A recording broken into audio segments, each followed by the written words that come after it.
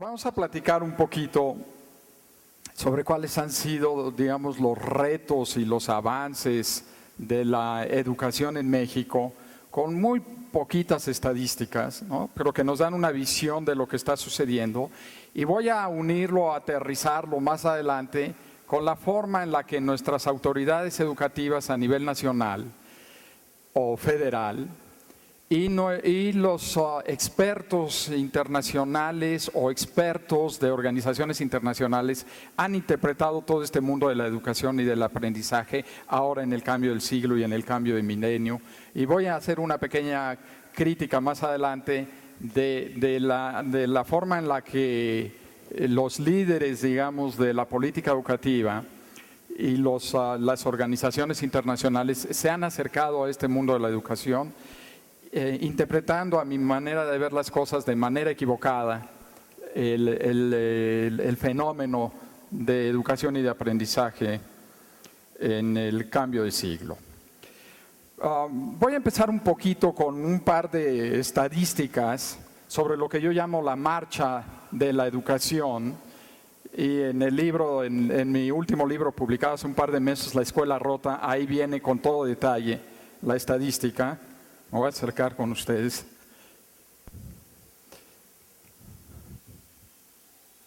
Ok. Y aquí, bueno, quizás lo más importante para destacar es que gran parte de los problemas educativos y gran parte de los problemas que enfrenta la política educativa tienen que ver con fenómenos exógenos o externos a la propia política educativa. La política educativa por sí tiene una buena cantidad de problemas, la humanidad tiene otra buena cantidad de problemas. Lo que vamos a ver aquí un poquito es gran parte de nuestros problemas, ¿no?, de la humanidad es el crecimiento explosivo. Como lo menciono en el libro, es una especie de neomalthusianismo, ¿no?, de la humanidad, ¿no?, en un crecimiento poblacional de 1950 al año 2010, que pasamos de 2.500 millones de habitantes a casi 7.000 millones de habitantes. Quiere decir que la humanidad casi se ha triplicado en 60 años. En México, ¿no?, comparando, digamos, el crecimiento del mundo con el crecimiento de México, hemos sido bastante más prolijos y hemos avanzado, digamos, en crecimiento poblacional de 28 millones a 112 millones para el 2010, un crecimiento de 4.4 veces, ¿no? Es un crecimiento explosivo, es una marcha demográfica que tiene también sus efectos en una marcha educativa.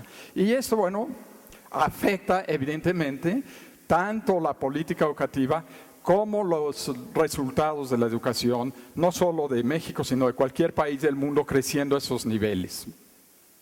Como les mencionaba, el fuerte crecimiento demográfico provocó también un fuerte crecimiento demográfico educativo, por así llamarlo.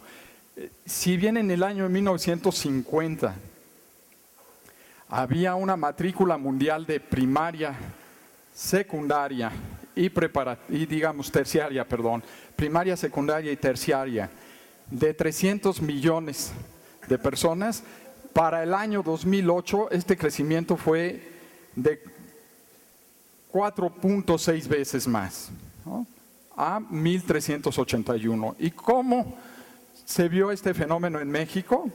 Bueno, pasamos de una matrícula de apenas 3 millones de estudiantes en 1950 a una matrícula de 34 millones de estudiantes para el 2010, 10.6 veces más, ¿no? Sí hubo una marcha demográfica en el mundo, hubo una marcha o un crecimiento demográfico en México, pero una explosión educativa, sobre todo en México, comparada con la explosión educativa en el mundo, ¿no? Este es un gran reto, es un gran fenómeno que evidentemente desbordó, fue más allá de la capacidad de la política educativa para responder, digamos, al tamaño del desafío. ¿Cuál era el porcentaje de la población mundial en la escuela en el año 1950? Solamente el 11.8%. Para el año 2008, este porcentaje había aumentado a 20.5%. Es el tamaño, digamos, de la explosión educativa a nivel mundial. ¿Cómo está México comparado con esta estadística? En 1950, solamente el 12.6% de la población estaba en la escuela o había participado en la escuela. Cuando para el año 2010 este porcentaje creció al 31%, ¿no? Casi 3 veces. Y estos son los grandes logros del sistema educativo mexicano, que a su vez son grandes desafíos y que a su vez nos muestran una imagen de una masificación de la educación que después fue mal interpretada por las autoridades educativas, como lo vamos a ver un ratito. Una estadística más al respecto. El grado promedio de escolaridad de la población de 15 años y más de edad, que es la población que teóricamente debió haber terminado ya la educación básica, ¿no? Es la población que teóricamente debió haber cursado por lo menos hasta tercero secundaria. En el año 1950, en México, que es esta línea roja, solamente la población de esta edad, la que debió haber cursado la educación básica, había cursado 2 años de primaria y un poquito menos de la mitad de tercero de primaria. Esa era la educación promedio, digamos, de la época en la que nuestros padres y nuestros abuelos fueron a la escuela. Esto lo voy a relacionar más adelante con algunas reflexiones sobre la característica elitista de la educación durante la primera mitad del siglo pasado en México y durante los siglos anteriores a los países más desarrollados. A nivel mundial, el grado promedio de escolaridad era 3.2, ¿no? Por arriba del grado promedio de escolaridad de México. Para el año, 60 años después, para el año 2010, el grado promedio de escolaridad de México es de para el año 2010, 8.6. Esto quiere decir toda primaria, 2 años de secundaria y un poco más de la mitad de secundaria, ¿no?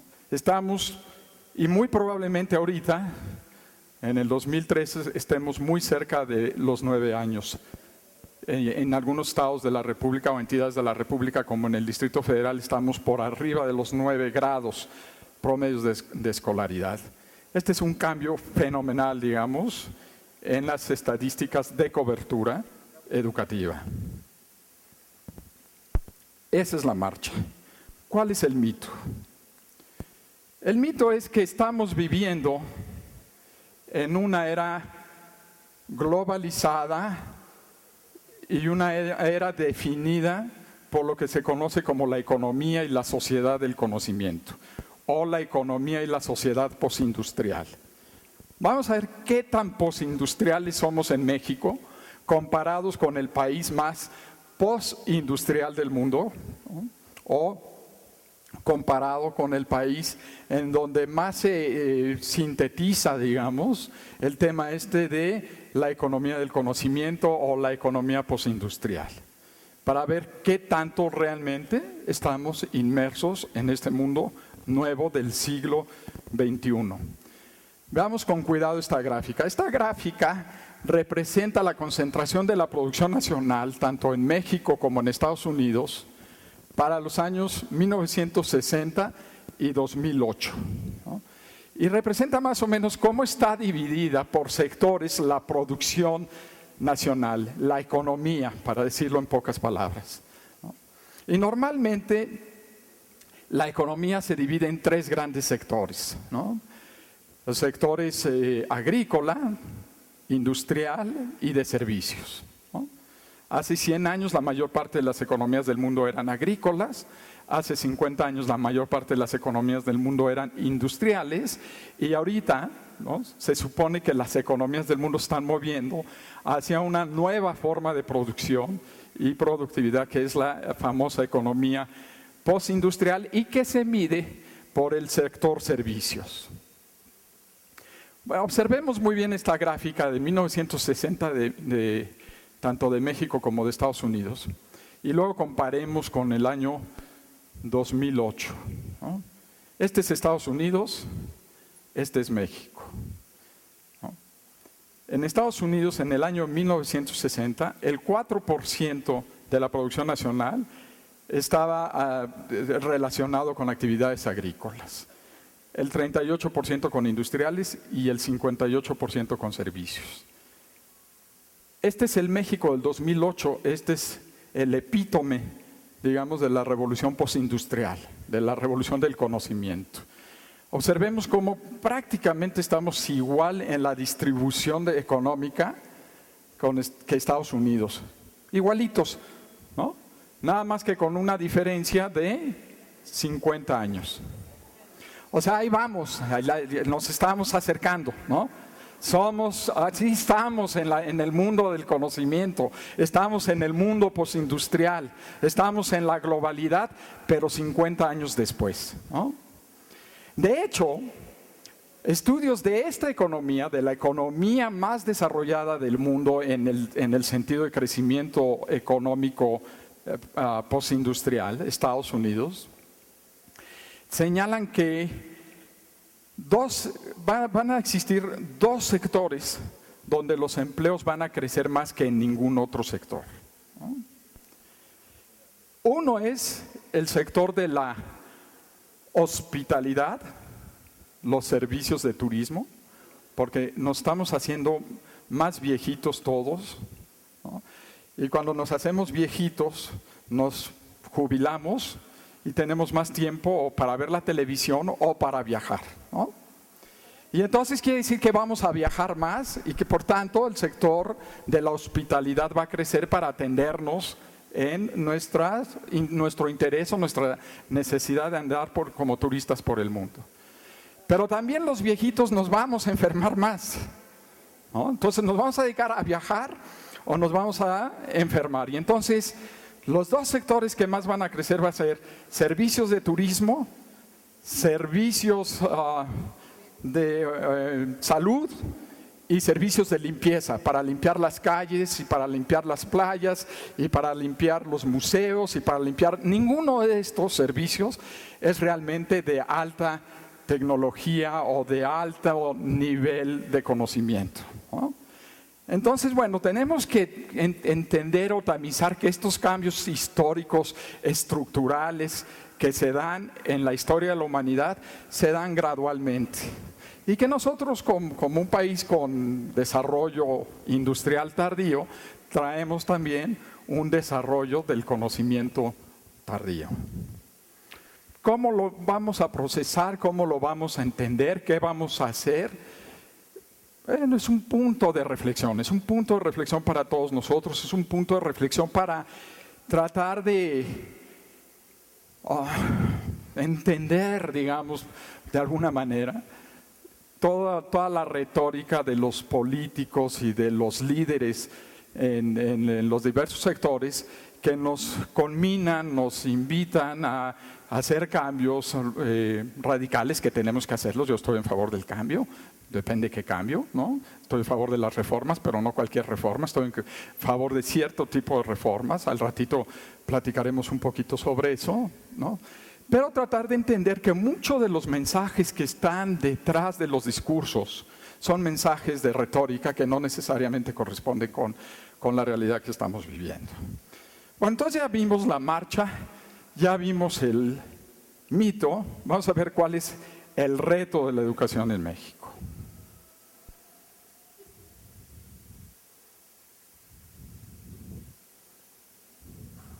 Ok, antes del reto vamos a ver el rezago. Ok, ¿cómo andamos de rezagados? Me voy a ir a la parte más medular del rezago educativo al final de la educación básica. Esta es la población inscrita entre 15 y 19 años de edad ¿no? Es una estadística internacional compilada por la OECD, esta organización con sede en París, una organización muy influyente, que nace después de la Segunda Guerra Mundial para distribuir los recursos que la economía estadounidense estaba inyectando a Europa para la reconstrucción de Europa. Cuando se acaban los recursos, dicen que vamos a hacer, bueno, se quedan, digamos, como un think tank, como una organización pensante para tratar de proponer políticas educativas, políticas industriales, etcétera. Es muy activa en el mundo de la educación porque es la organización que ha diseñado y promovido PISA, ¿no? La prueba PISA. Bueno, esta es una estadística de edades porque es muy difícil hablar, por ejemplo, de una matrícula internacional comparable de educación media superior, porque lo que nosotros entendemos por educación media superior en términos de número de años o ciclos escolares no es necesariamente, o edades con ciclos, no es necesariamente lo mismo que se entiende en otros países, ¿no? Por ejemplo, la mayor parte de los estudiantes de Finlandia, bueno, el 100% de los estudiantes de Finlandia empiezan primero de primaria a los 7 años de edad, ¿no? Entonces, cuando llegan a la preparatoria están entre 15 y 16 años de edad. En México, la edad teórica para estar en primero de preparatoria son 15 años de edad, ¿no? Entonces, por eso el rango es entre 15 y 19 años de edad. ¿Cuál es el porcentaje de esta población que está en la escuela inscrita sobre el total de esta población de cada uno de estos países y del promedio de la OCDE? Bueno, quiere decir que nosotros tenemos un poquito más de la mitad de los jóvenes que debieran de estar en la escuela dentro de la escuela. Eso lo hemos escuchado una y otra vez en las estadísticas, son los encabezados, son las 8 columnas de los periódicos nacionales y estatales, etcétera. No solamente estamos rezagados respecto de las mejores prácticas internacionales como Bélgica o Finlandia y del promedio de la OCDE, que sería más alto si México no estuviera ahí, porque México está en el promedio, entonces estaría unos 2 puntos más arriba, ¿no? Pero también estamos rezagados con países de la región, ¿no? Y de desarrollo similar al de México. Comparemos, por ejemplo, con Brasil y con Chile, ¿no? Que tienen una matrícula en esta edad mucho más elevada que la mexicana, ¿no? Entonces ese es un enorme rezago. Si a ese rezago le agregamos lo que yo llamo la huida, ¿no? O sea, la huida de la escuela. ¿Cuántos de esos jóvenes que están en la escuela, que ya vimos que son alrededor del 50%, terminan la escuela, la media superior, en el tiempo en el que se supone que deben terminar para no estar rezagados? Y es un poquito menos del 50%. O sea, es la mitad de la mitad, ¿no? Y ese es un enorme rezago. ¿Qué hacemos con todos estos jóvenes? Pero además los que estamos preparando bien, los que estamos preparando en la escuela no los estamos preparando bien. Y más adelante viene una estadística al respecto. Ahora vamos a hablar de la brecha, ¿no?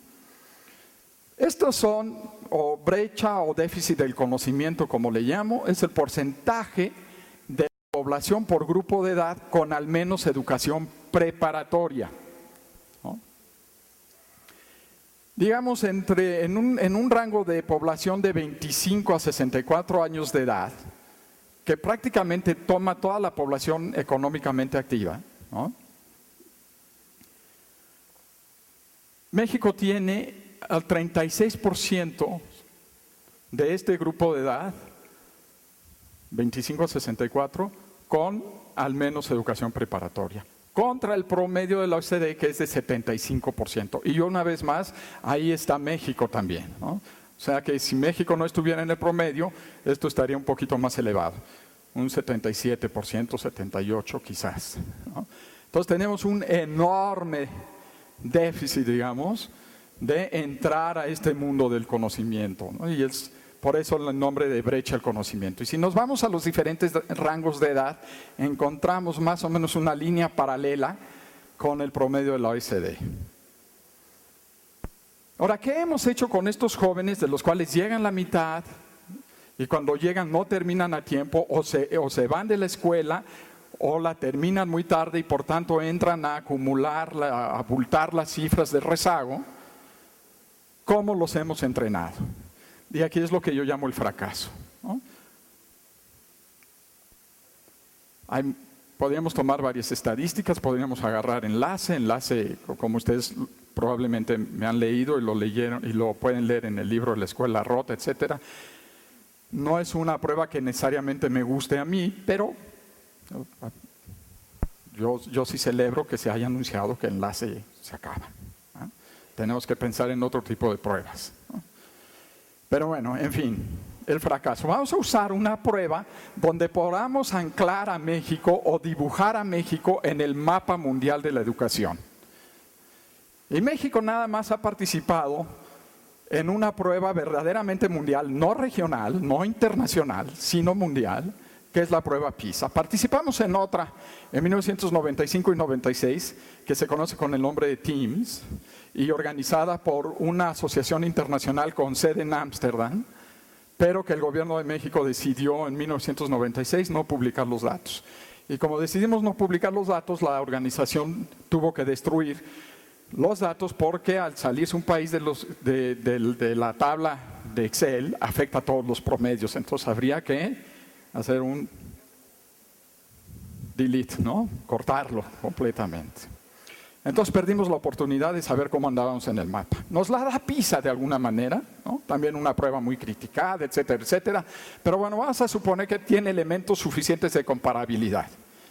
PISA, como ustedes saben, empezó en el año 2000 y se aplica en 3 áreas del conocimiento: lectura, matemáticas y ciencia, y se ha repetido cada 3 años, ¿no? La nueva ronda, la famosa nueva ronda PISA. Y en cada año, una de estas 3 áreas recibe una concentración especial en la evaluación. O sea, tiene más reactivos, más preguntas para tratar de obtener más información de cómo anda el conocimiento y las competencias o las habilidades de los niños y jóvenes en estas 3 áreas del conocimiento. En el año 2000 empezamos entonces con el área de concentración lectura.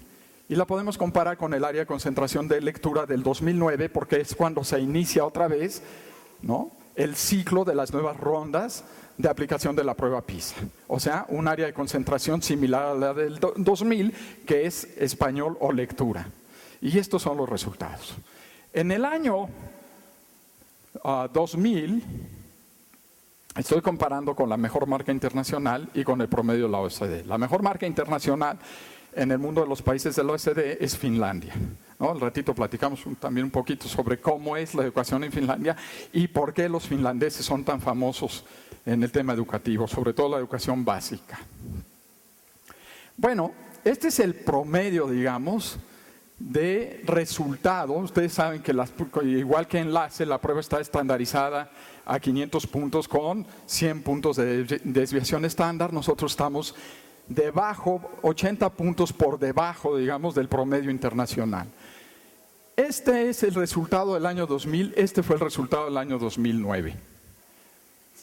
Sin ninguna diferencia significativa. O sea, estadísticamente es exactamente el mismo resultado, 422 con 425, pero 9 años después. En 2000, los niños que presentaron la prueba en el 2009, en el año 2000 estaban en primero de primaria. Teníamos más o menos 9 años para llevarlos a un nivel superior de habilidades de lectura. Y los dejamos más o menos igual. O sea, aprendimos dónde nos ubicamos en el mapa mundial de la educación, pero no aprendimos qué hacer para mejorar el nivel educativo. Y por eso yo insisto una y otra vez, desde el libro publicado en el 2003, El fracaso monumental de la educación, hasta el libro publicado en La escuela rota. Ahora estaremos al pendiente de los resultados de PISA del 2012 que se darán a conocer, si no me equivoco, el 3 de diciembre de este año, y van a ver los encabezados de todo el mundo cómo están los resultados, ¿no? Si nos va muy bien, no se va a mencionar mucho; si nos va muy mal, se va a mencionar mucho, ¿no? Y eso sucede en cualquier parte del mundo. Las malas noticias son mediáticas, las buenas noticias son notitas que a la prensa no le interesa, ¿no? Del fracaso nos vamos a ir a la interpretación, digamos, de todos estos fenómenos mundiales y nacionales, ¿no? De la marcha, del mito, del reto, del rezago, del fracaso. ¿Cómo aterrizan, digamos, las autoridades y los expertos de la educación mundial? ¿Cómo lo aterrizan en aspectos muy concretos de política educativa y política pedagógica? Y hay una palabra que más o menos lo define todo. Y yo estoy seguro que ustedes no la han escuchado. Y es la primera vez que la van a ver, ¿no? Y esta es la respuesta. Bueno, me voy a saltar un poquito esta gráfica. Y esta es la respuesta de esa expresión que seguramente ustedes no han escuchado. Y estoy absolutamente convencido que es la primera vez que la leen. Y entonces voy a darles dos o tres segundos voy a dar 2 o 3 segundos para explicarles en qué consiste esto, ¿no? ¿Qué son las competencias y por qué de repente llegan las competencias como para resolver qué, ¿no? ¿Qué tipo de problema observaron nuestras autoridades y nuestros expertos internacionales y nos traen un traje a la medida que se llama competencias, ¿no? Para tratar de enfrentar el rezago, el reto, el mito, etcétera, etcétera, ¿no? Pues miren, ahí les va una definición. Es muy genérica, pero es una definición. Son una prenda tejida con varios hilos. Entonces, ya hablamos del problema. Ahorita voy a utilizar algo de esto que casi estoy seguro que no lo han escuchado, a menos de que yo haya tenido la suerte de que estuvieran conmigo en algunas otras charlas, concretamente de competencias. Pero voy a hacer un poquito de teoría internacional sobre el origen de las competencias. O como le digo, la prenda tejida con varios hilos. Vamos a ver. ¿Cuál es uno de esos hilos? Bueno, estamos pasando de una sociedad industrial a una sociedad postindustrial. Ese choro ya nos lo sabemos, ¿no? Aunque ya vimos que es como medio mito, porque estamos muy lentos. O sea, sí estamos avanzando, pero despacito, ¿no? Porque estamos muy entretenidos haciendo otras cosas. Entonces, sí es cierto que estamos avanzando, pero despacito. Entonces, cuando pasamos de una sociedad industrial a una sociedad postindustrial, ¿no? La forma en la que los seres humanos nos relacionamos es completamente diferente. La forma en la que los seres humanos producimos es completamente diferente. Y nuestros grandes pensadores dicen, bueno, hay que preparar a nuestros niños y jóvenes para una sociedad postindustrial. Así como cuando pasamos de una sociedad agrícola a una sociedad industrial, había que preparar a los jóvenes para estar menos en el campo y más en las fábricas. Ahora estábamos pensando en preparar menos a los jóvenes para estar menos en las fábricas y más no sé dónde, pero entre otros lados, en las bibliotecas, en las empresas, pensando, en lugar de estivando y haciendo las cosas mecánicas, vamos a estar pensando, ¿no? Y de ahí vienen todas estas propuestas de pensamiento crítico, como si el cerebro no hubiera pensado antes críticamente. Toda la vida, desde que somos Cromañón, ¿no? Estamos pensando, porque es parte de la genética del cerebro, ¿no? Pero bueno, de cualquier manera, están cambiando las cosas, porque está cambiando la sociedad, la forma en la que se relaciona y produce, y por lo tanto, vamos a preparar a nuestros niños y jóvenes para esta nueva época, ¿no? Luego, otro de estos hilos es los grandes acontecimientos internacionales que definen, digamos, otro tipo de actividades más del nivel de baja política contra alta política. Bueno, la posguerra, la bipolaridad, el deshielo, ¿no? Evidentemente el fin de la guerra marca un hito en la historia del mundo, ¿no? Y dice, hay que repensar el mundo. Se reúnen estos grandes líderes en diferentes organizaciones, en diferentes lugares, ¿no? Se reúnen en la década entre los 40 y los 50, en los famosos bosques de Bretton Woods en New Hampshire, en Estados Unidos, y crean las instituciones de lo que se llamó el orden económico mundial. Algunos críticos le llamaron el desorden económico mundial, que son el Banco Mundial, el Fondo Monetario Internacional y lo que antes era el GATT, ¿no? El Acuerdo General de Tarifas y Comercio, y que ahora es la Agencia o el Organismo Internacional de Comercio. Y crean estas instituciones un poco como para decir vamos a cambiar al mundo. No podemos llegar a una tercera guerra mundial. Pero en la medida en que estamos pensando cómo reorganizar el mundo, están sucediendo eventos de finés de gran raigambre política entre los vencedores y los vencidos, ¿no? Y nace entonces el poderío de los vencedores y dividiéndose al mundo en dos grandes polos: el capitalismo y el capitalismo de mercado y el socialismo de Estado.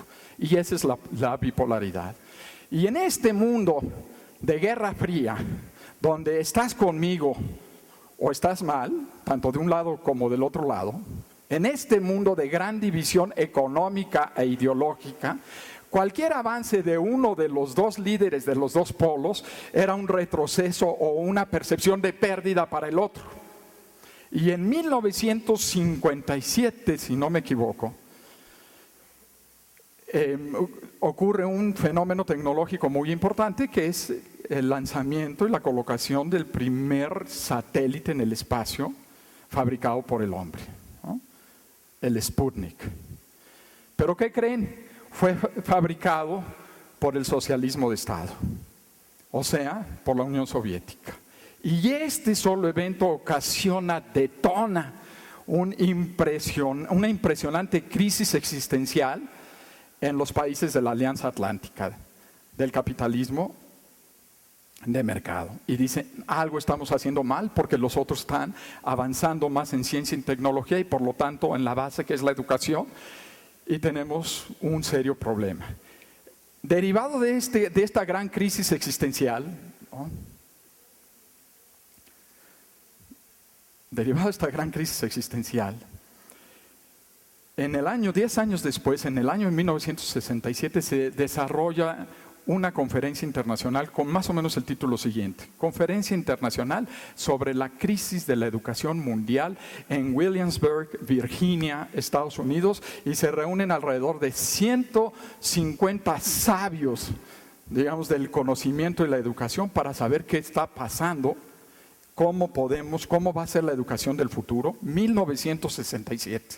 Y en 1967 estos grandes sabios de la educación nos dicen: las cosas están cambiando, no solamente por el fin de la Segunda Guerra Mundial, no solamente porque estamos avanzando muy rápido en la época industrial, la industrialización, sino por la aparición de una nueva máquina, ¿no? La máquina de máquinas, que es el ordenador o la computadora. Y esto va a cambiar el mundo. Y además, en el futuro, las formas en la que los jóvenes necesitan ser educados, ¿no? Es una forma completamente diferente a la que han sido educados en el pasado. Necesitamos darles habilidades a nuestros jóvenes para que ellos puedan seguir aprendiendo toda la vida, porque gran parte de lo que han aprendido en la escuela de la era industrial, ¿no? Son verdades científicas, entre comillas, que se van a hacer obsoletas antes de que terminen la universidad o la escuela y cuando salgan al mercado laboral. Entonces, no es suficiente darles conocimiento, tenemos que enseñarles a descubrir el conocimiento, a aprender, ¿no? Y entonces empieza a manejar 1967 este lenguaje. Por eso les digo que nos llegan un poco tarde las cosas, ¿no? 50 años de rezago en pasar de la industria al conocimiento, 50 años de que nos llegó el aprender, ¿no? Y ya de por sí en esta reunión les llegó tarde, porque hay propuestas desde la década de los 30 del siglo pasado que hablaban de los investigadores educativos, que hablaban de que necesitábamos cambiar los modelos educativos de la humanidad, del mundo, de la humanidad. Entonces, esto, digamos, es otro de los hilos que empieza a tejer un nuevo lenguaje de qué hacer con el mundo de las escuelas y de la educación. Al mismo tiempo, viene el deshielo, 20 años después, ¿no? Viene el deshielo, ¿no? El desmoronamiento de la Unión Soviética, la caída del muro de Berlín en noviembre de 1989, y con esto una sensación de capitalismo triunfante. Ganamos.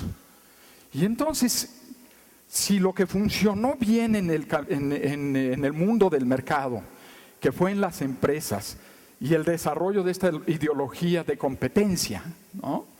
¿Por qué no lo llevamos al mundo de las escuelas? Y entonces empiezan a nacer todas estas ideas de ver a la escuela como si fuera una empresa, una organización de negocios. Y empieza el lenguaje tenemos que comparar a las escuelas, tenemos que medir, para comparar a las escuelas tenemos que medir a las escuelas. Como las empresas miden sus resultados y hacen sus famosas curvas y gráficas de referencia, lo que se conoce como benchmarking, la mejor marca, quién es el mejor, ¿no? Para tratar de ver qué está haciendo bien y nosotros podamos copiarlo o hacer ingeniería en reversa y podamos mejorarlo, etcétera, etcétera. Bueno, entonces, ¿por qué no hacemos esto en las escuelas? Entonces empieza a utilizarse un lenguaje de mercado al mundo de las escuelas. Empezamos a hablar de medición, empezamos a hablar de evaluación, empezamos a hablar de rendición de cuentas y empezamos a hablar de gerencialismo en las escuelas. Los directores tienen que ser gerentes, gerente educativo, ¿no? Y todo este lenguaje se empieza a acumular con las otras literaturas para después entregarnos sistemas educativos completamente nuevos. Al mismo tiempo, pues tenemos toda esta sensación de vulnerabilidad. Sí, el globalismo nos da una gran ventaja, pero también nos da una enorme vulnerabilidad, ¿no? Y recordemos, por ejemplo, la crisis del tequila y la crisis del tango y del samba y del vodka. Cuando un país de los tamaños de México, de Argentina o de Brasil o de la entonces Unión Soviética tiene una crisis, o Estados Unidos en la crisis del 2008, todos los demás bailamos samba al ritmo que nos toquen, porque estamos interconectados. Y eso se conoce en la literatura internacional como no solo interdependencia, sino vulnerabilidad, ¿no? Entonces hay que prepararnos para la vulnerabilidad, hay que preparar mejor a nuestros jóvenes para que los jóvenes del otro país que están mal preparados, ¿no?, pues se queden sin chamba, ¿no? Entonces y lo mismo pensamos a nivel de nuestras escuelas. Esta escuela es mejor, ¿no? Y estos niños de esta escuela son mejores porque estos van a estar mejor preparados para enfrentar, ¿no?, estas crisis de vulnerabilidad a la que estamos sujetos con un nuevo mundo. Bueno, sumado a todo esto, viene la evolución del pensamiento educativo y empresarial, originado de estos dos grandes fenómenos, con la idea de vamos a cambiar los sistemas educativos del mundo, y fundamentalmente es maestras y maestros. Vamos a necesitar nuevas maestras y nuevos maestros, según el lenguaje de la década de los 70. Necesitamos nuevas maestras y nuevos maestros que se dediquen más al tema del aprendizaje que de la enseñanza, ¿no? Inclusive en Singapur tenían hace casi 10 años un póster repartido en todas las escuelas del país que decía: enseña menos y aprende más. Vamos a irnos al mundo del aprendizaje, ¿sí? No es tan importante sigue siendo muy importante, pero no es tan importante cómo enseñas tu materia a cómo el niño aprende tu materia. Y ese es el brinco paradigmático que vivimos, digamos, de 100 años de investigación. Pasamos de una pedagogía de la enseñanza a una pedagogía del aprendizaje. Y dentro de esta pedagogía están las competencias, que empezamos a entender, ¿no?, derivado de la literatura del aprendizaje, que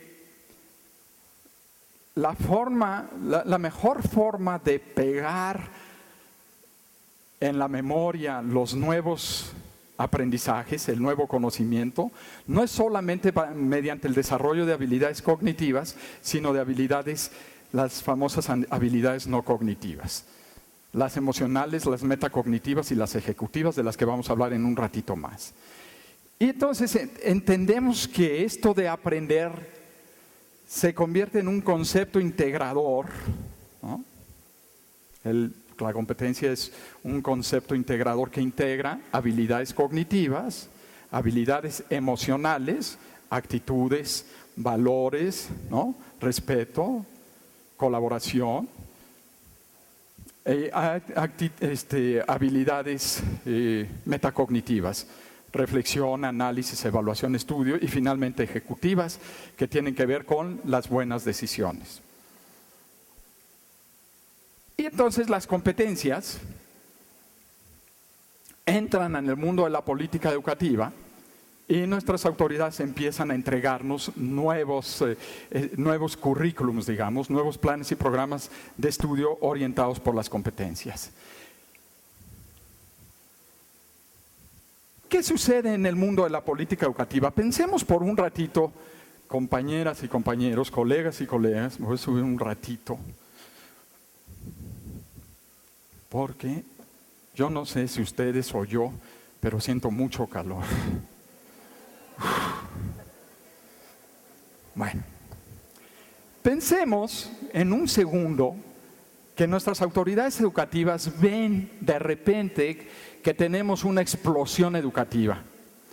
Pensemos en un ratito que nuestras autoridades educativas empiezan a observar las opiniones y las propuestas de las organizaciones internacionales de cómo está cambiando la educación. Y pensemos por un ratito que nos dicen que los niños de hoy son más difíciles de educar y aprender que los niños del ayer. Y como son más difíciles de educar y aprender, porque los niños nos están llegando más malcriados, los niños nos están llegando groseros, mal educados, ¿no? ¿Es cierto que los niños nos están llegando más malcriados que en el pasado? ¿Es cierto que los niños y los jóvenes nos están llegando con menos modales que en el pasado?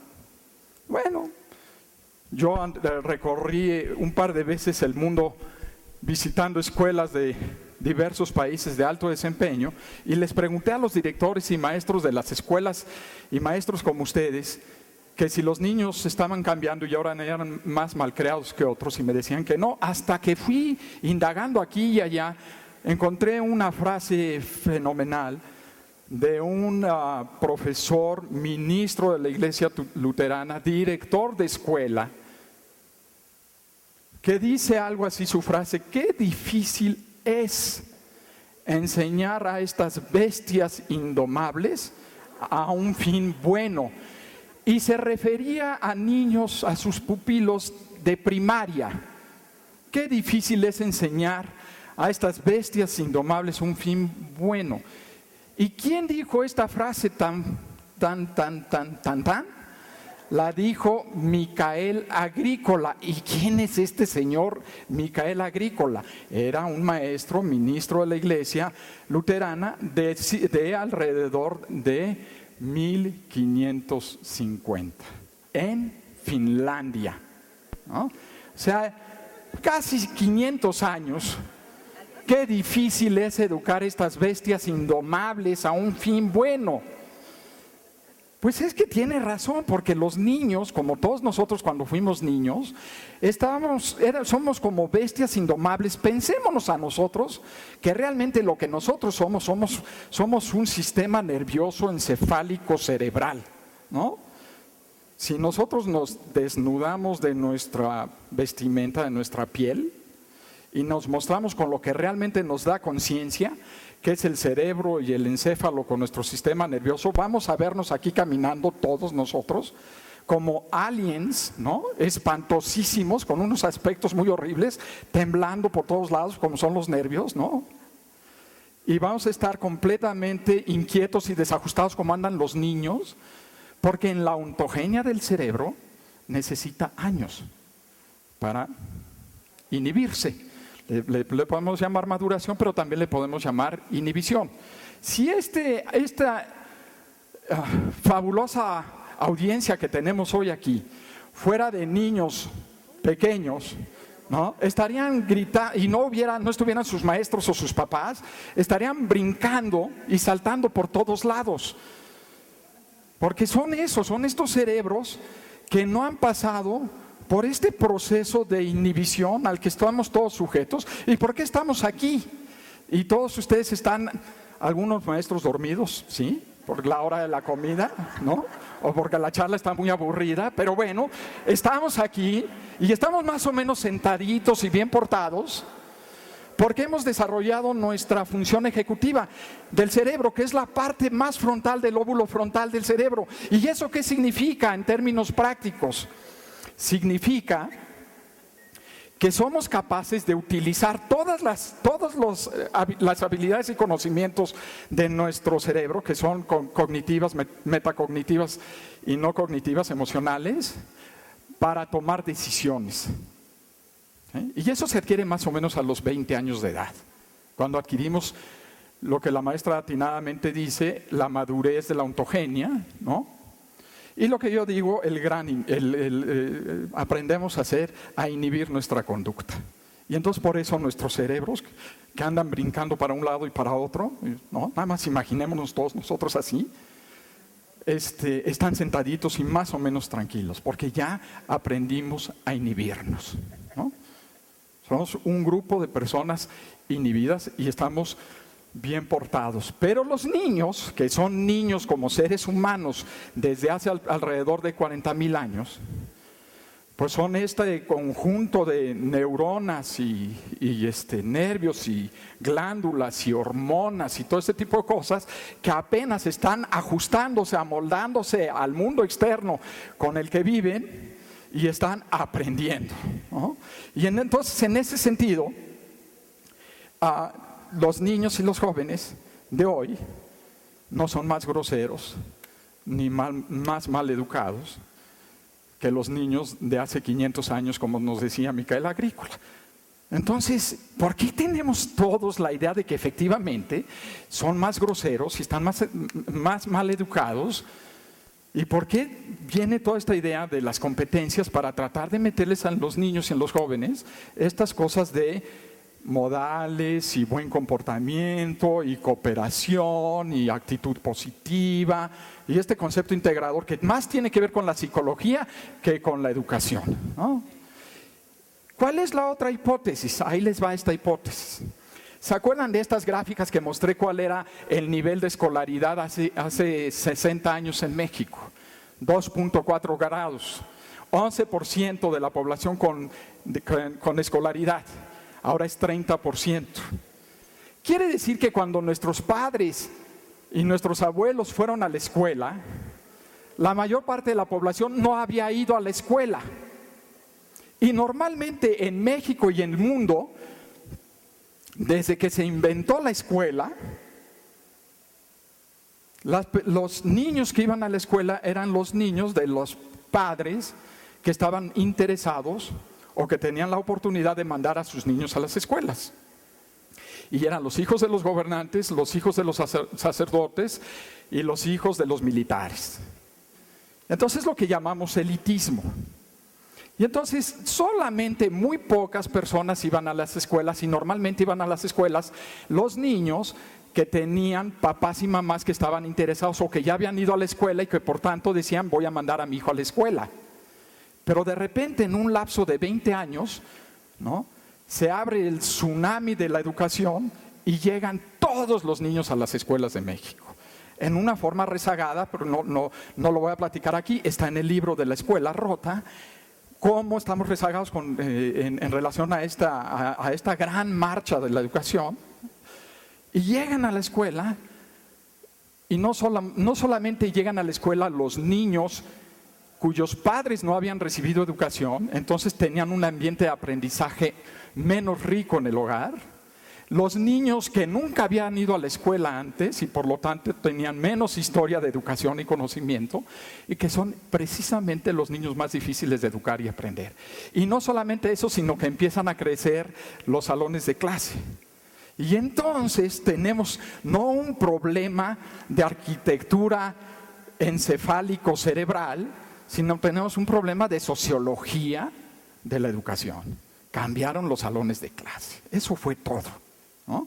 Seguimos siendo humanos, afortunada o desafortunadamente, pero seguimos siendo humanos y ahora somos muchos más metidos en el salón de clase, no solo los fáciles de enseñar y aprender, sino los difíciles.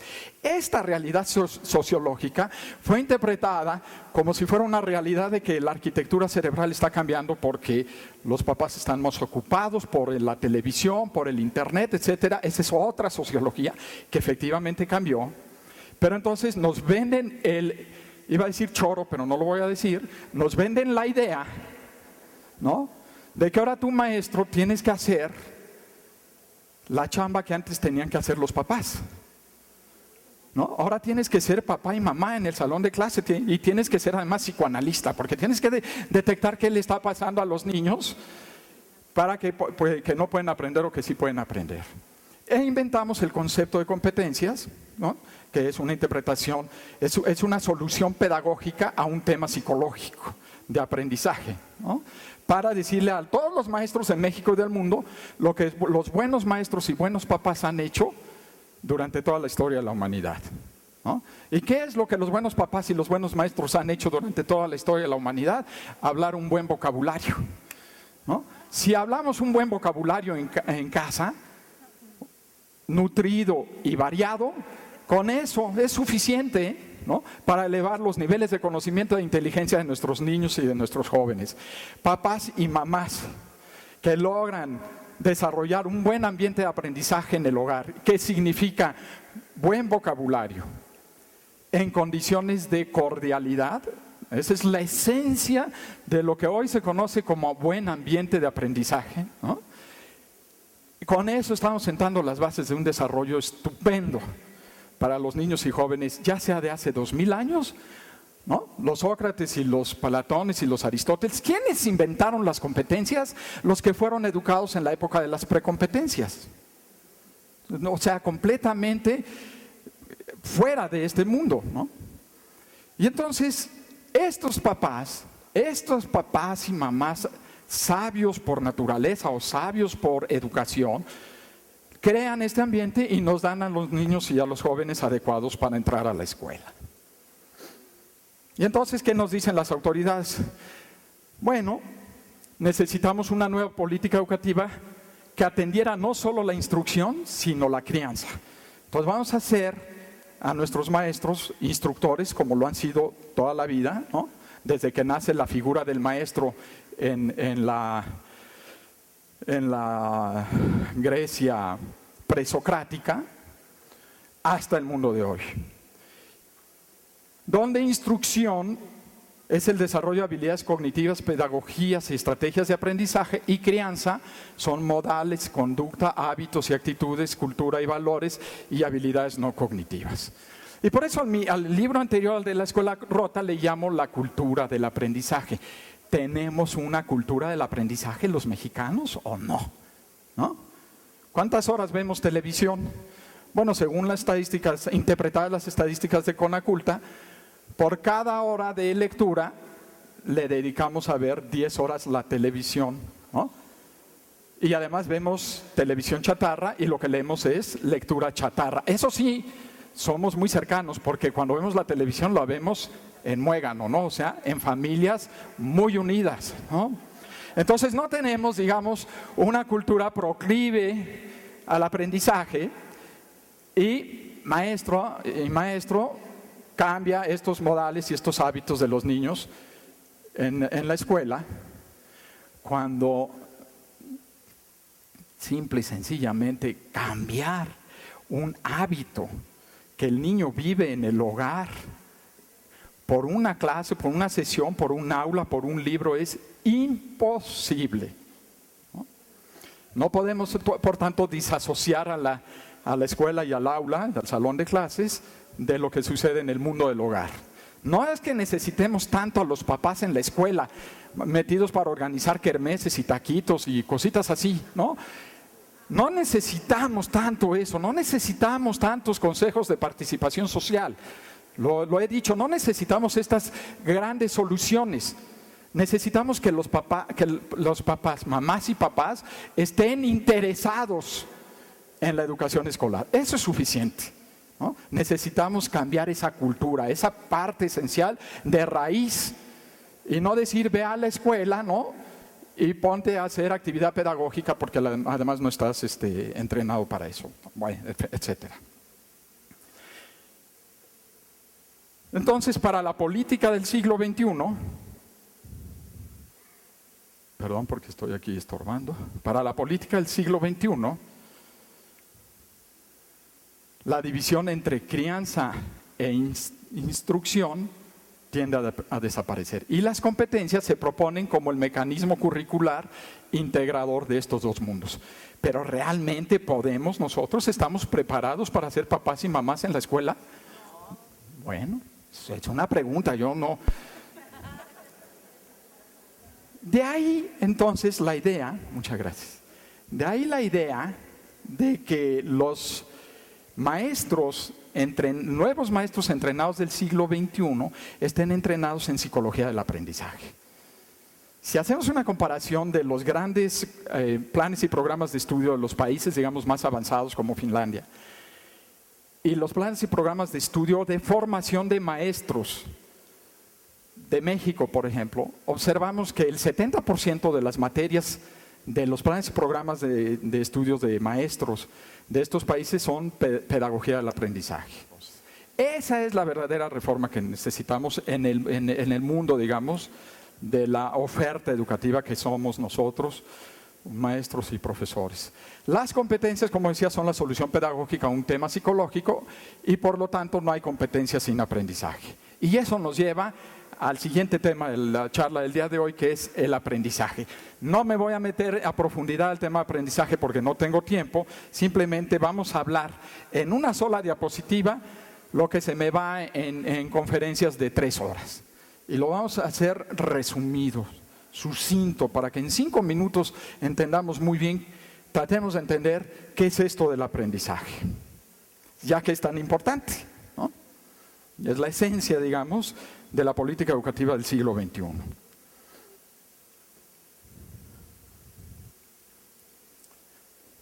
Es un proceso complejo de naturaleza, ambiente, contextos y experiencias. Eso es aprendizaje. Un proceso complejo de naturaleza. Cuando digo naturaleza, ¿a qué me refiero? Al cerebro, ¿no? Ambiente, ¿a qué me refiero? Bueno, naturaleza, el sistema biológico cerebral, que todos heredamos, somos o no somos inteligentes, por naturaleza, genéticamente. Es que yo soy menos inteligente del promedio, échale la culpa a tus papás. Es cuestión de naturaleza. Oye, papá, pues qué onda, ¿no? Y entonces tu papá te va a contestar, y tu madre también. Digo, papá y mamá, que no es culpa de ellos, que es culpa de los abuelitos. Y vamos entonces con los abuelitos y nos dan la misma historia. Entonces no podemos hacer nada, todavía no podemos modificar la estructura genética. Tendrán que pasar otros cientos o miles de años para que el ser humano evolucione a un ser humano plus, ¿no? Ahorita somos nada más seres humanos. No podemos hacer nada y tecnológicamente tampoco. Ya hablan en inteligencia artificial de estos chips de modificación genética, en donde uno va a poder ir a los laboratorios de genética y poder comprar un chip de módulo de matemáticas 1 o mandarín o francés, etcétera. Pero eso no nos va a tocar a nosotros nos va a tocar desarrollar a este cerebro con el ambiente en el que se planta, digamos, ¿no? Para hacer una interpretación ecológica de este modelo, el cerebro es una semilla que se planta en un ambiente y dependiendo de qué tan rico ese ambiente de aprendizaje es, que ese cerebro se puede desarrollar mejor. No voy a modificar mi genética, pero voy a modificar mi conocimiento y mi manifestación de inteligencia. ¿Por qué? Porque si yo tengo la fortuna de nacer en un hogar como los hogares de todos ustedes, voy a tener la oportunidad de tener un vocabulario más amplio y más variado, y en un ambiente de cordialidad que le gusta al cerebro, y entonces el cerebro va, cuando llega al kinder, llega con alrededor del 100% más de palabras diferentes que los niños que no nacen en un ambiente, que no viven en sus primeros 3 años de vida en un ambiente de vocabulario amplio, nutrido y variado, y además cordial, ¿no? Y entonces ahí empieza ya la diferencia enorme, digamos, la segregación, la escuela rota famosa. Entonces tenemos el cerebro, tenemos el ambiente y tenemos que este cerebro, ¿no?, para efectos de dicción y de didáctica, ¿no?, lo tratamos de entender en el mundo del aprendizaje como una máquina de aprendizaje, de desarrollo de habilidades de aprendizaje, con habilidades cognitivas, metacognitivas, no cognitivas y de función ejecutiva. Esta gráfica de acá es la misma que esta de acá, pero expresada con un lenguaje más cotidiano, más amplio, más explícito. Este cerebro o estas habilidades de aprendizaje se desarrollan en los ambientes. Y normalmente llamamos ambiente el hogar, la escuela, la empresa, la iglesia, la sociedad, la comunidad, todo es donde vivimos, ¿no? Y ahí nos desarrollamos. Y dependiendo de las experiencias que vivamos, ricas o pobres, entonces desarrollamos esta capacidad intelectual y de conocimiento. Y esa es, digamos, en esencia, la teoría del aprendizaje. ¿Y qué es lo que estamos tratando de hacer? Bueno, estamos tratando de decirle a nuestros maestros y a nuestros padres y madres de familia que una ingeniería aquí abajo provoca un resultado aquí arriba. Y tiene que ser una ingeniería que toque aspectos tanto cognitivos como no cognitivos, ¿no? Y entonces hablamos de lo que sí podemos controlar. No podemos controlar esto, podemos controlar los efectos de esto mediante conocimiento y desarrollo de inteligencia, de manifestación de inteligencia a través de esto. No puedo ir al laboratorio que me implanten un chip de matemáticas 1, pero sí puedo hacer un ambiente de aprendizaje con un buen vocabulario amplio, nutrido, etcétera, etcétera, que me permita desarrollarme mejor. Y entonces estamos hablando bueno, nos falta el contexto que tiene que ver con la época en la que vivimos, ¿no? Y la época en la que vivimos hoy es diferente a la época de hace 100 años. Hoy vivimos globalidad, una demografía como la que mostré en las primeras gráficas, modernidad, independentismo, apertura, medios de comunicación con TIC, ¿no? Y bueno, pues, es un nuevo contexto. No era un contexto en el que aprendían los niños de hace 100 años, ¿no? Es un contexto diferente porque hay más información, porque hay televisión, porque hay más computadoras. Eso nos hace más inteligentes, la computadora nos hace más inteligente, Google nos hace más inteligentes, saber usar estas cosas nos hace más inteligentes, pueden hacernos más tontos, ¿no?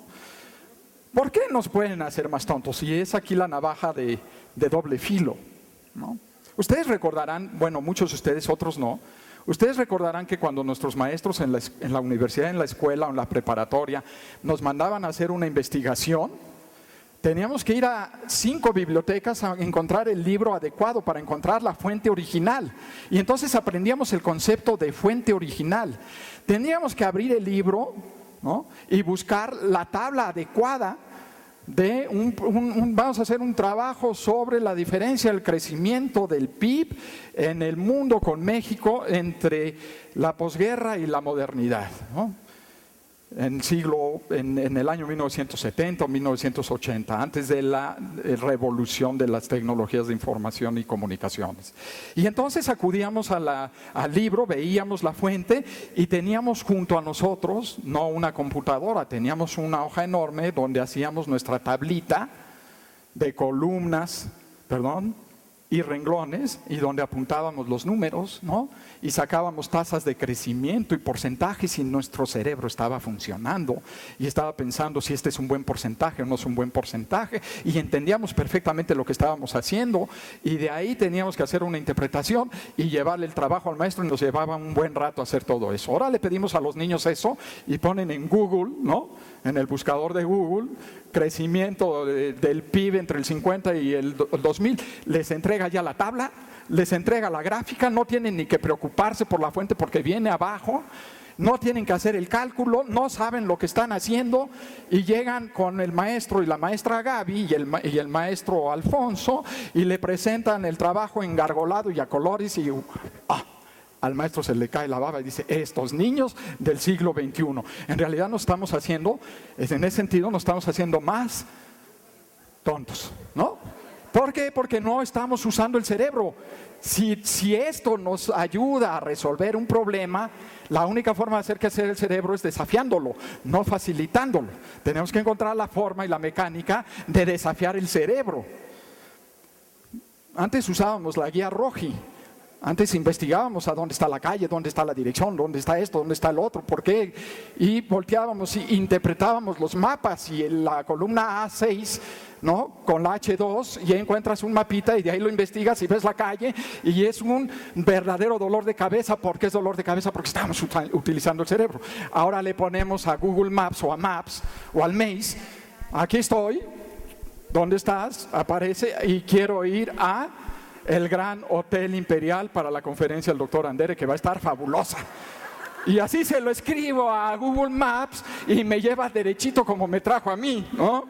Y llegué, pero sin ningún error, porque me dijo muy bien por dónde meterme. Pero eso me hizo más inteligente, no. Eso me hizo más flojo con H, ¿no? O sea, me hizo más holgazán. Entonces tenemos que entender que esto que nos facilita la vida necesita todavía de un cerebro pensante. Entonces, más importante que el gadget, el artilugio, es qué hago con el artilugio, cómo utilizo, cómo desafío a mi cerebro, y no qué puede hacer el artilugio por ti para hacerte una vida más feliz, pero más holgazán, ¿no? Y entonces automáticamente estamos decreciendo, digamos, nuestra capacidad de análisis, de pensamiento crítico. Esto no me acerca al desarrollo, a menos de que al desarrollo del cerebro y de mis habilidades de conocimiento y aprendizaje, a menos de que mi cerebro esté siendo utilizado de una manera activa y yo sepa qué estoy haciendo, ¿no? ¿A dónde nos lleva todo esto? Nos lleva entonces al tema. El tema más, digamos, el último grito de la moda para los maestros y papás del siglo XXI. Me voy a saltar esto porque ya me comí mucho tiempo, ¿no? Bueno, me lleva al tema de del famoso administración del aprendizaje en las escuelas que aprenden. ¿Qué es esto de administración del aprendizaje en las escuelas que aprenden? Pues lo voy a poner con una gráfica que se ve complicada y que no lo es. Pero digamos, esta es la administración del aprendizaje en las escuelas del siglo XXI, ¿no? Este es el objeto y componentes de una empresa, en este caso llamada escuela. Mi objetivo social es el aprendizaje de mis niños y de mis maestros. Y aquí tengo que entender qué es esto del aprendizaje, que lo acabamos de aprender en la gráfica anterior, ¿no? Está el cerebro y el ambiente y el contexto y las experiencias. Y luego tengo que administrar el capital educativo de la organización, que es los maestros, la planeación académica y la planeación estratégica, los currículos, y después, académica, y después la administración de los recursos físicos y financieros. Esta es la administración de una escuela. Esta es una organización que aprende, y una organización que aprende es la que se organiza para el desarrollo del aprendizaje. Es una organización,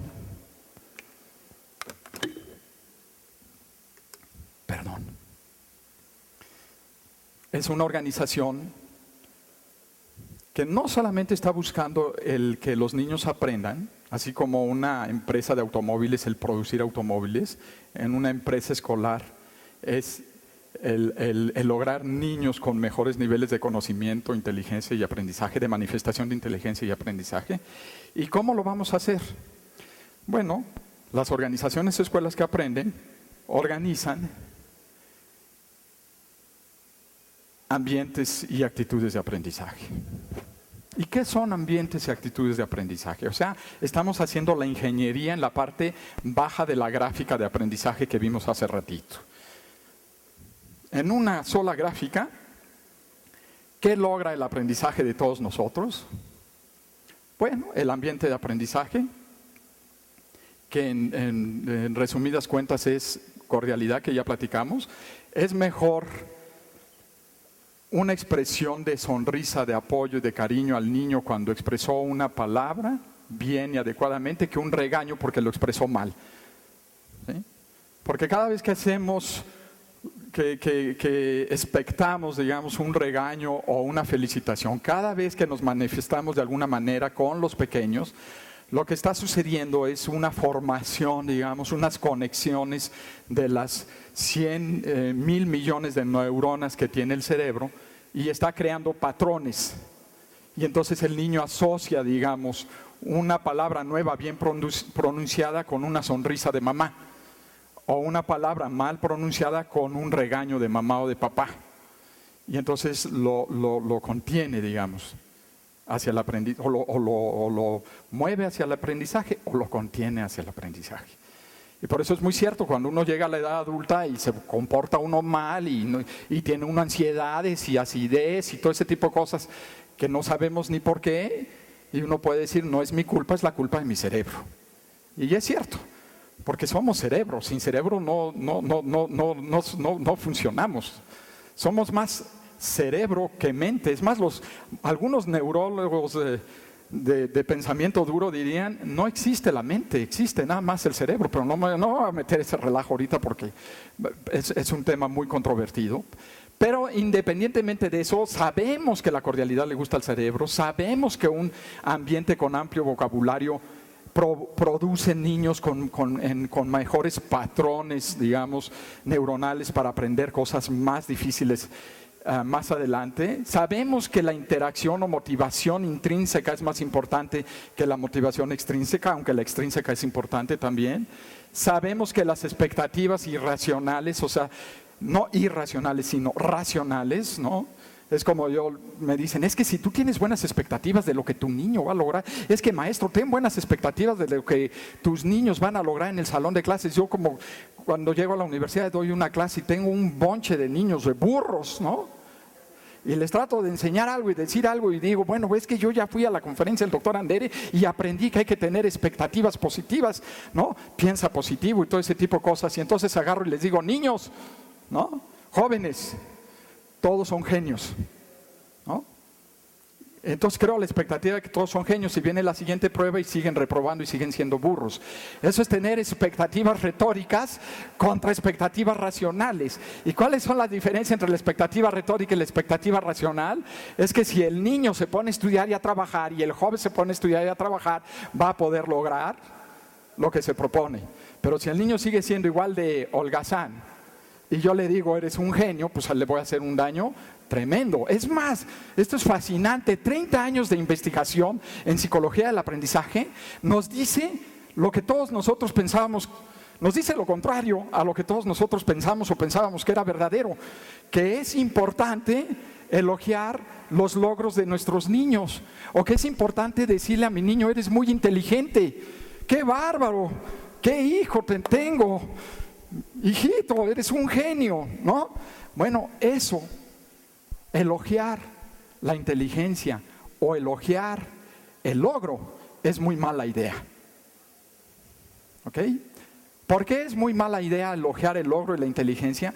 Porque al cerebro le gusta ser elogiado. ¿A quién no nos gusta que nos aplaudan? ¿A quién no nos gusta que nos pongan una medalla? ¿A quién no nos gusta que nuestro jefe nos diga lo hiciste maravillosamente, aunque no lo haya hecho tan bien? Pero lo digo porque es la cuestión de la motivación de personal, los recursos humanos, el crecimiento humano y todo ese tipo de choro. Y entonces le voy a decir que lo hizo muy bien cuando en realidad lo hizo mal. ¿Por qué es malo eso? Porque una vez que los niños, o sea, el cerebro del niño o el cerebro de cada uno de nosotros conquista el triunfo del elogio, no voy a arriesgar con una tarea más difícil o un examen nuevo mi corona, ¿no? Mi cetro. Soy el inteligente. Pero si me hacen otra prueba y ya no saqué, ya no tengo el buen resultado, ya no lo voy a hacer. Ergo, no la hago. Entonces me dedico a cosechar en el colchón del sueño, de los laureles, mis triunfos del pasado. ¿Qué es lo que dice la investigación que debemos hacer entonces? En lugar de elogiar el triunfo o la inteligencia, debemos elogiar el esfuerzo y el trabajo. Porque si elogiamos el esfuerzo y el trabajo, inmediatamente se hacen estas cuestiones que se llaman sinapsis, ¿no? Conexiones neuronales, y dice, me está elogiando que trabajo. Pásenme otro trabajito, pásenme, y entre más difícil mejor. Y entonces estoy propiciando un patrón de comportamiento completamente diferente al de elogio el triunfo. Y eso es lo que creamos con las expectativas racionales. Y el método, pues tiene que ver con pedagogía, y maestras y maestros, como ustedes saben más de pedagogía que yo, me voy a la siguiente, que es actitud o mente de aprendizaje. No solo necesitamos un ambiente de aprendizaje, sino que necesitamos hacer una reingeniería, lo que ahora se llama recablear, rebobinar el cerebro. Es que me encanta ver la televisión. Oye, pero ¿quieres ser más inteligente? ¿Quieres ser más aprendiente? ¿Quieres ser más conocedor? Necesitas apagar la televisión y tomar un libro, pero es que me cuesta mucho trabajo. ¿Por qué? ¿Por qué no tomo el libro? ¿Por qué no hago el esfuerzo? ¿Por qué mi voluntad no es lo suficientemente fuerte para apagar la tele y tomar el libro? Eso tiene que ver con patrón neuronal, ¿no? Desde pequeñitos que vivimos en la escuela, en el hogar, luego como lo vivimos en la escuela, con los amigos, etcétera. Podemos rebobinar nuestros cerebros como adultos. La literatura está dividida. Hay quien dice no puedes hacer nada, esto ya es determinante conforme a tu estructura cerebral. Y hay la literatura que dice sí puedes rebobinar el cerebro, ¿no? Podemos, a través del esfuerzo, a través de la voluntad, a través del trabajo, recablear, nuestros patrones cerebrales y orientarnos a hacer otro tipo de cosas. ¿A qué le voy yo? La verdad no sé. Ustedes hagan lo que ustedes quieran. Pero lo único que nos puede ofrecer esperanza de mejorar es la literatura de rebobinar el cerebro, ¿no? Es la literatura que nos dice que sí puedes trabajar para modificar tus hábitos automáticos, ¿no?, de vida, y que en lugar de tener una actitud de flojera, tengas una actitud de trabajo. Y esto se adelantó. Perdón. Entonces, esfuerzo, atención y voluntad, son los ingredientes para el recablear el cerebro. Y por área y tema y holísticamente, ¿qué podemos hacer a nivel de las escuelas y de los hogares? Y con esta filmina termino, maestras y maestros, para crear, ese ambiente de aprendizaje. Esto se dice ambiente poderoso de aprendizaje en el hogar, la escuela y la comunidad. Entonces necesitamos el ambiente y la actitud, que ya lo vimos hace rato. Necesitamos una metodología de enseñanza de conocimiento, o sea, conocimiento del conocimiento y de manifestación de inteligencia. ¿Me puedo hacer más inteligente o no me puedo hacer más inteligente? ¿Nace uno inteligente o se hace uno inteligente? Los genetistas nos dicen que nace uno inteligente. Los ambientalistas nos dicen que uno puede aumentar la manifestación de la inteligencia. ¿Cómo, maestras y maestras? ¿Cómo puedo aumentarlo? Es motivo de otro taller, ¿no? Voy a hablar con las autoridades del sindicato a ver si hacemos un taller de administración de la inteligencia y del conocimiento.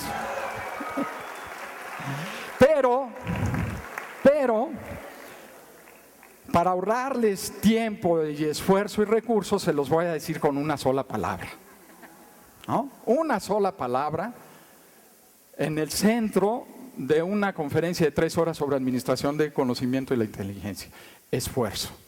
Eso es lo único que distingue al inteligente del que no es inteligente: el que se esfuerza, el que trabaja. Dice Gartner, y dice bien cuando hace su estudio sobre los genios, la diferencia entre los genios y los que no somos genios, dice: lo que hace genio al genio, al muy inteligente, es que traen un chip, ¿no? Inteligente genéticamente es que traen un chip incrustado en el cerebro, o cerebelo, no sé en cuál, pero yo creo que por lo menos en el encéfalo, que les dice que solamente pueden lograr mejores resultados con esfuerzo y con trabajo. ¡Ah, sorpresa! Para la mayor parte de nosotros que no somos genios, ¿no? La única diferencia, la única brecha entre los genios y nosotros es que ellos traían eso de fábrica, pero ahora nosotros ya lo sabemos. Entonces, si yo llego a mi casa hoy en la noche y prendo la tele 3 horas después de que no hice un esfuerzo serio y fuerte, etcétera, o no tomé un libro, es que conscientemente me quiero quedar donde estoy. Y ese sí es un problema más grave. Eso no se requiere una charla de administración de conocimiento, se requiere un psicoanálisis de 10 o 20 años, ¿no? Y probablemente no salga, ¿no? Porque es tan oscuro esto de la inconsciencia que no sale. Luego, bueno y mal ambiente de aprendizaje. Esto tendríamos que ver cuáles son las características ya más a nivel concreto: qué hace un buen hogar, qué hace una buena aula, por nivel educativo, nivel preescolar, nivel inicial, nivel preescolar, nivel primaria, nivel secundaria, nivel preparatorio, universidad ya no, porque ya están echados a perder. Y luego nos vamos a maestros del siglo XXI. ¿Cuál es la diferencia entre el maestro del siglo XXI y el maestro del siglo XX y para atrás? Y más atrás, la única diferencia, ¿no?, es que el maestro del siglo XXI aprende más y enseña menos. Sigue enseñando, pero aprende más. El maestro del siglo XXI tiene este conocimiento del que practicamos el día de hoy y lo aplica en su vida cotidiana y en la vida con los jóvenes y con sus niños y con quienes están cerca de él. Luego viene esfuerzo y actitud, que lo platicamos acá arriba también. La pedagogía pedagógica, tengo por ahí un artículo publicado sobre eso, no voy a hablar de eso, para que lo busquen en lo que era la revista Educación 2001, que ya no existe. Luego el entorno físico-arquitectónico. ¿Qué quiere decir el entorno físico-arquitectónico? Bueno, ¿qué es lo más importante para el desarrollo del cerebro? Lo más importante es la interacción entre el adulto y el niño, la interacción humana, ¿no?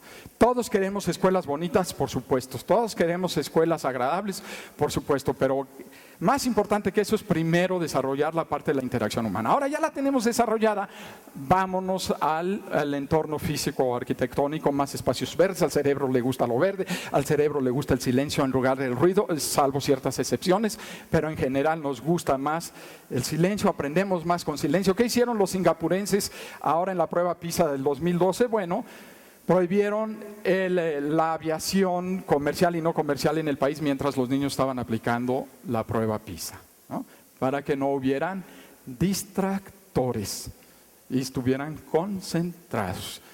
Y el cerebro necesita, para la concentración, necesita muchas cosas, entre otras cordialidad, silencio, motivación, etcétera. Es otra charla. Esa se llama la pirámide del aprendizaje. Otro día platicamos sobre esa charla. Luego viene el tema de la tecnología, que ya platicamos también de para qué sirve la tecnología. No te preguntes qué puede hacer la tecnología por ti, sino tú qué puedes hacer por la tecnología. ¿Quiénes son los que realmente aprenden en el mundo de la tecnología? Los que hacen los programas, los que hacen los sistemas, los que hacen el hardware y el software, como se le dice, son los que realmente están usando pensamiento crítico. Nosotros tenemos el gran riesgo de que, como todos nos lo están haciendo facilito, en lugar de utilizar pensamiento crítico, estamos utilizando pensamiento superficial. Entonces, ¿qué necesitamos para eso? Bueno, repensar nuestra forma de utilizar la tecnología. Evaluación es un tema muy de moda, ¿no? está derivado de la literatura de aprendizaje, de la habilidad metacognitiva, es pensar sobre tu pensamiento, reflexionar sobre lo que aprendes, cómo puedes mejorar. De aquí vienen todas estas teorías de la evaluación formativa. Para mí la evaluación formativa es la única evaluación que realmente mejora los resultados de desempeño de los niños y jóvenes, y no la evaluación sumativa o punitiva, que son las evaluaciones que comparan en ranking y premian y castigan a los maestros de acuerdo a los resultados de los niños. Decir que una prueba estandarizada nos puede dar elementos suficientes como para juzgar a un maestro o a un niño en su proceso tan complejo de aprendizaje como lo vimos, es una inocencia fenomenal, ¿no? La más grande de las inocencias. Es realmente una vergüenza, ¿no?, ser evaluados por un lector óptico, ¿no? Y luego nos va a sancionar o premiar una persona que nunca nos conoció, ¿no? Eso es totalmente antitético y también antiético, ¿no? Para evaluar a un ser humano necesitamos una historia, una narrativa, quién eres, de dónde vienes, por qué eres así, por qué eres asado. Y lo vamos a tratar de entender con un grupo de pares, con una riqueza de intercambio de comentarios, de palabras, de expresiones, de historias. Y luego, bueno, vienen los líderes, ¿no? ¿Quiénes son líderes? Todos somos líderes en potencia y en realidad. ¿Cuáles son los líderes educativos? Los directores de las escuelas, las autoridades educativas, que su principal chamba es potenciar el desarrollo de los maestros. ¿Y cuáles son los líderes pedagógicos? Son los maestros, que su principal chamba es potenciar el desarrollo de nuestros niños y de nuestros jóvenes.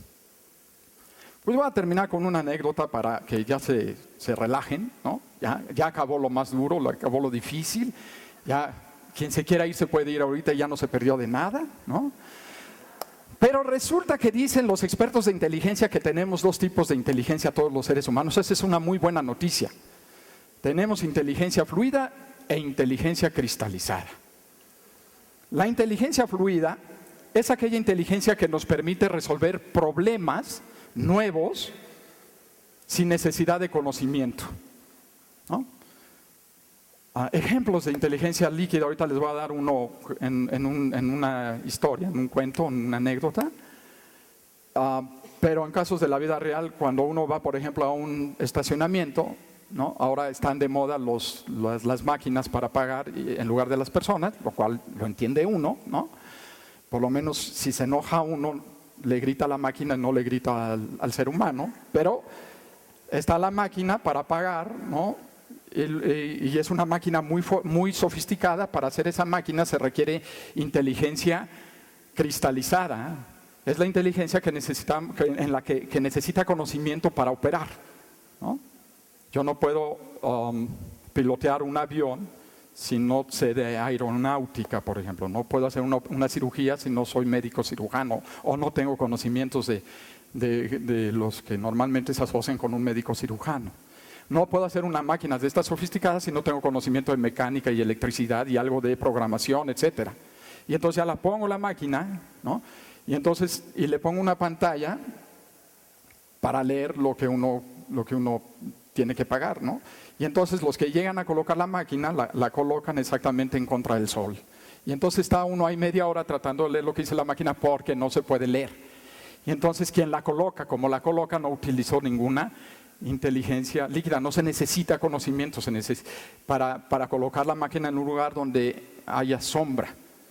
Se necesita lógica deductiva. Esta inteligencia líquida que todos nosotros tenemos, y que ese es el final de la buena noticia de la inteligencia líquida, se acaba alrededor de los 20 años de edad. Así es que la mayor parte de nosotros ya estamos deslicuados, o no, sin líquido, se nos fue, ¿no? Entonces lo único que nos queda es la cristalizada. Pero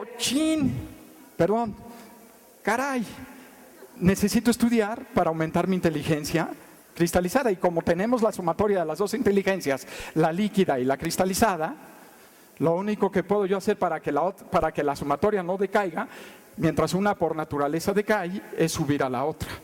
Y esa nada más sube con el esfuerzo, el trabajo y el estudio, no nos queda de otra, ¿no? Y es la única, ese trabajo, ese esfuerzo es lo que ahora llaman gimnasia cerebral, poner a trabajar el cerebro, etcétera, etcétera. Es lo que nos hace crecer la sumatoria de las dos inteligencias. Con un ejemplo muy sencillo, que seguramente algunos de ustedes ya lo escucharon, les voy a decir cuál es la diferencia entre inteligencia líquida e inteligencia cristalizada. Resulta que hay un profesor emérito de estos muy prestigiados en una universidad de las muy prestigiadas del mundo, en donde daba una materia muy prestigiada y muy difícil para la mayoría de nosotros, porque era en un lenguaje que la mayoría de nosotros no manejamos, que es físico-matemática. Y este profesor era tan eminente y tan prestigiado que tenía chofer y automóvil. Normalmente los profesores en las universidades no tienen este tipo de canonjías. Eso es para las autoridades de la universidad, para los jefes, para los jefazos. Pero nosotros que somos del pueblo, los maestros y los profesores, no tenemos chofer y no tenemos automóvil. Y entonces de repente, después de muchos años de que el profesor, eminente profesor, daba su clase en la universidad, y su chofer lo llevaba a dar su clase, el chofer le dice al profesor: estoy aburrido. ¿Cómo que estás aburrido? Si eres chofer, estoy aburrido de esperarlo aquí y usted dando su clase.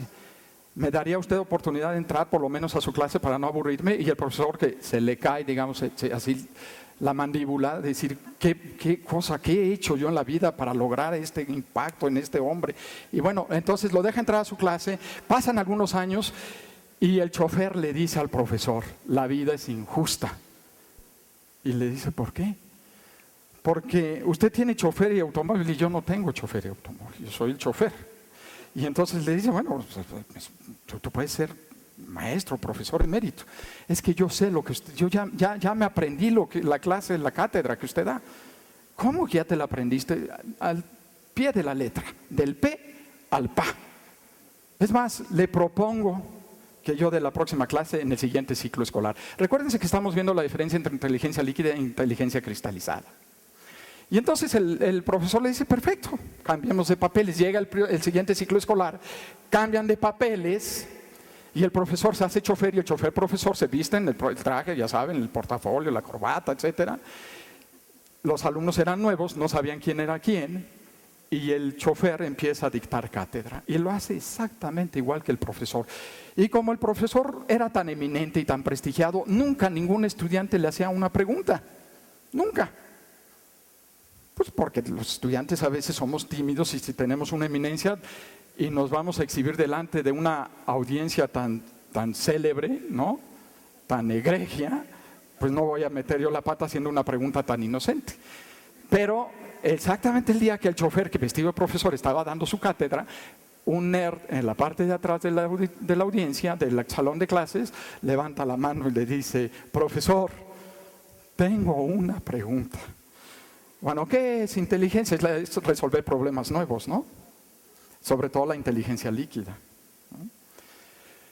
Y entonces el estudiante hace su pregunta con toda la utilización de ecuaciones y conceptos abstractos, que no los voy a traer a colación, maestras y maestros, porque ya es hora, es viernes, caray, es casi viernes de quincena, vámonos a descansar. ¿Qué hacemos aquí encerrados con tanto calor, escuchando a este cuate expectar cualquier cantidad de cosas que ya sabemos? Pero bueno, de cualquier manera, ¿no?, este cuate hace su pregunta y el profesor, que en realidad es el chofer, se pone a caminar y a cavilar, ¿no?